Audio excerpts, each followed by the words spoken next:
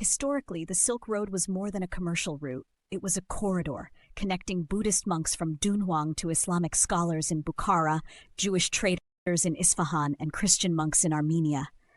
In contemporary geopolitics, the Silk Road has reemerged as a metaphor for trans-regional integration. Yet instead of peaceful exchange, it is increasingly marked by sectarian contestations and theological diplomacy. Amid this complex matrix, the Israel-Iran conflict, rooted in historical grievances, theological divergences, and regional hegemonic ambitions, stands as a key fault line. This conflict is not limited to the Levant, which includes present-day Lebanon, Jordan, Israel, Palestine, Syria. Its ideological tremors echo across Silk Road societies, affecting minority communities, pilgrimage routes, regional alliances, and even cultural memory. Here, we examine how the Israel-Iran conflict is reshaping the landscape of religious diplomacy across the Silk Road arc, from Tehran to Tashkent, from Jerusalem to Jalalabad.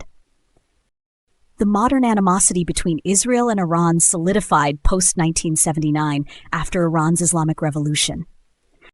While pre-revolutionary Iran maintained diplomatic ties with Israel, the Islamic Republic positioned itself as a vanguard of anti-Zionism. In response, Israel regards Iran not only as a security threat but also as an ideological and proxy enemy due to its backing of groups like Hezbollah and Hamas. This rivalry operates on three fronts. Number 1, military, including shadow wars in Syria, cyber attacks, and covert operations.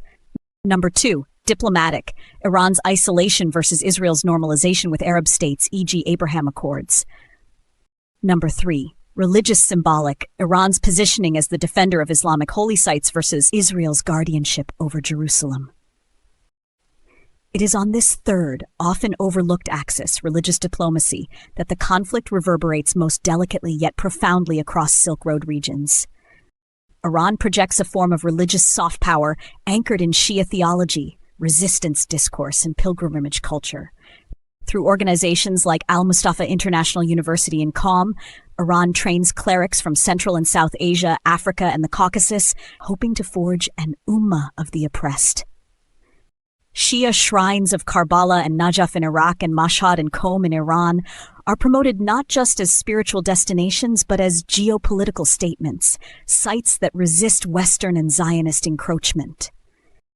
Israel, on the other hand, has increasingly leveraged Judeo-Christian heritage diplomacy, inviting evangelical groups, promoting Jerusalem as a shared capital of faith, and aligning with Sunni Arab states against Iran.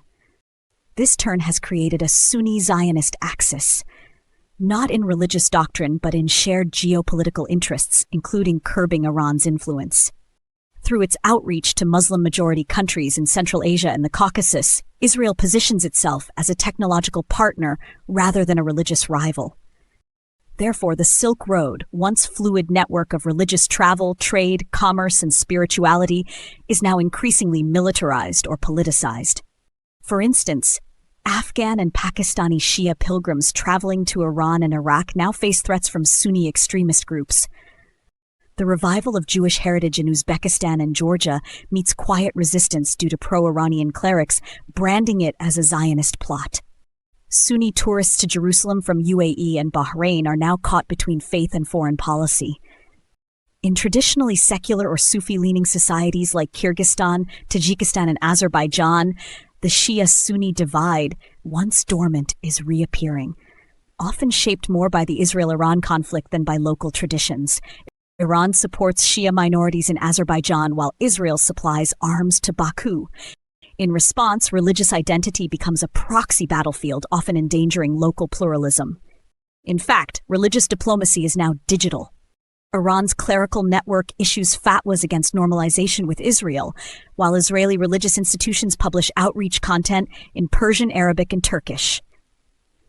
This online battleground is significant. Central Asian youth cut off from pre-Soviet religious education are increasingly shaped by imported ideologies, Shia or Salafi, Qatari-funded or Israeli-crafted.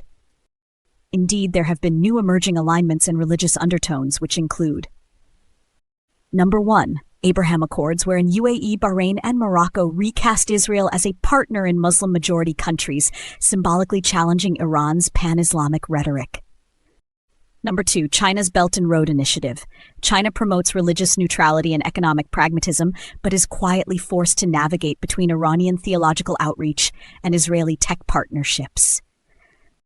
Number 3, India's Middle East-Europe corridor, which avoids entanglement in theological politics but indirectly participates by engaging with Israel while maintaining ties with Iran. These emerging corridors not only reshape geopolitics but also redraw the religious imaginaries of their populations.